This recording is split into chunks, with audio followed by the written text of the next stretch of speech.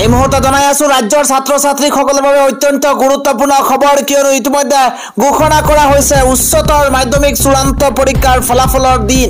এই মুহূৰ্তে জানাই আছো ডাঙৰ খবৰ শেহতীয়াকৈ মুখ্যমন্ত্ৰী ডক্টৰ হিমন্ত বিশ্ব শৰ্মাই সামাজিক মাধ্যম যোগে ঘোষণা কৰিছে কেতিয়া ঘোষণা কৰা হ'ব উচ্চতৰ মাধ্যমিক চূড়ান্ত পৰীক্ষাৰ ফলাফল। বহু জল্পনা কল্পনাৰ অন্ত পৰিছে শেহতীয়াকৈ দেখিবলৈ পোৱা গৈছে মুখ্যমন্ত্ৰী হিমন্ত বিশ্ব শৰ্মাই আনুষ্ঠানিকভাৱে সেই কথা ঘোষণা কৰিছে।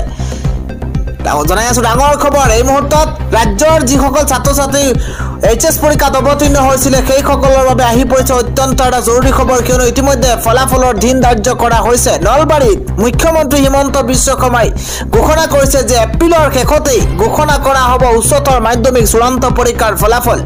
বহু প্ৰতিকাৰ অন্ত পৰিব আৰু অৱশেষতে দিন ধাৰ্য কৰা হৈছে যে এপ্ৰিলৰ শেষতেই ঘোষণা কৰা হ'ব নিশ্চিতভাৱে উচ্চতৰ মাধ্যমিক চূড়ান্ত পৰীক্ষাৰ ফলাফল। জনাই গৈছো সেই খবৰটো কিয়নো দেশৰ লাখ লাখ ছাত্ৰ ছাত্ৰীসকলৰ অত্যন্ত গুৰুত্বপূৰ্ণ খবৰ যিসকলে এইচএছ পৰীক্ষাত অৱতীৰ্ণ হৈছিল আৰু এতিয়ালৈকে অধীৰ আগ্ৰহেৰে বাট চাই থকা পৰিলক্ষিত হৈছে ছাত্ৰ ছাত্ৰীসকলে কেতিয়ালৈ ঘোষণা কৰা হ'ব উচ্চতৰ মাধ্যমিক পৰীক্ষাৰ চূড়ান্ত পৰীক্ষাৰ ফলাফল। আৰু অৱশেষতেই মুখ্যমন্ত্ৰীগৰাকীয়ে এখন সভাত এই কথা ঘোষণা কৰিছে যে এপ্ৰিলৰ শেষতেই ঘোষণা কৰা হ'ব উচ্চতৰ মাধ্যমিক চূড়ান্ত পৰীক্ষাৰ ফলাফল।